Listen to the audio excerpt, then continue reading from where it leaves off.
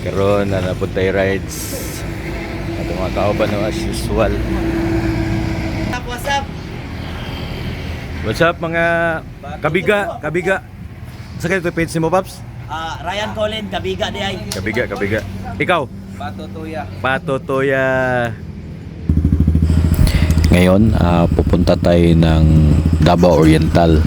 As usual, kasama natin yung dalawa nating kaibigan sa CBR group dito sa Davao, no? First call natin is daan tayo ng Yachts Kapihan. Magkape muna tayo doon saglit. And then after natin doon, mag-proceed na tayo doon sa Aliwagwag Falls. Dahil medyo matagal-tagal na rin tayo hindi nakabalik doon sa may Aliwagwag. Ang dala nating motor today is yung CBR natin na itim, no? Yung CBR 250. Dahil yung red natin, di pa siya pwedeng ibiyahin ng layo dahil di pa siya renew yung registration nga. Balis tayo ng Tagum City around 8 o'clock ng umaga dahil gusto natin maabutan natin yung mga mamitikay dito sa may barangay Tuburan sa Mawab para kahit papano mayroon tayong remembrance sa araw na to sa ating pagbiyahe. At laking pasalamat natin sa ating mga dakilang mamitikay dito, especially kay GR. Right now, nandito na tayo sa may Mawab. Isa ito sa mga pinakapaboritong puntahan ng ating mga kapwa rider dahil sa napakagandang kalsada at saka napakaganda rin ng niya, yung twisties niya. Talagang mapapalaban ka dito sa bangkingan. Napansin niyo yung rider na sa harapan natin, yung ating kasama. Yan ay si Black Mamba. Maya-maya lang, tignan nyo, magta-touch the floor na naman yan pagdating doon sa may pinaka-big C dito.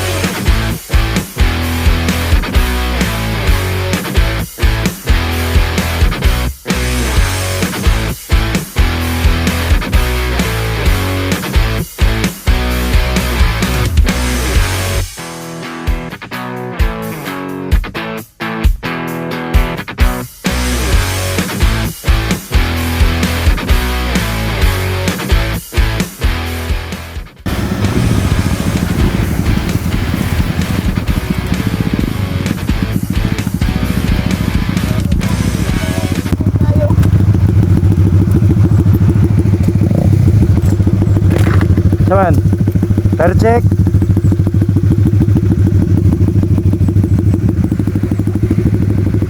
Daghan mitikay ba? Ha? Daghan mitikay. Dagan mo? Murag tulo sila no? Hello guys, nagtitikan din sa mga Yes! guys, bagay, you know.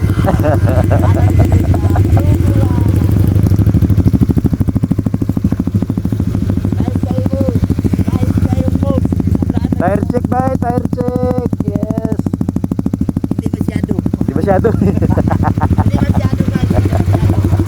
Kaya may sinagsto ko. Kanina yan. Tire check taga may be. Taraw. Taraw. Mr. Vlogger. Vlogger man. Ano masasabi mo? masabi ko? Good morning, mamahaw na ta. Sabi ko, napagpit natin ngayon. Game over. Yes. Nanagili ang game over ba? Ako daw, napaki masabi. Ano sabi mo? Si Black Mamba, malupit yun sa bangkingan ba? Black Mamba, shout out. Current location natin ngayon ay nasa Mawab, Davao de Oro tayo. On the way na tayo ng papuntang Monte Vista. Then doon tayo right turn papuntang Compostela. After that, paakyat na po yun ng bundok papuntang Katiil.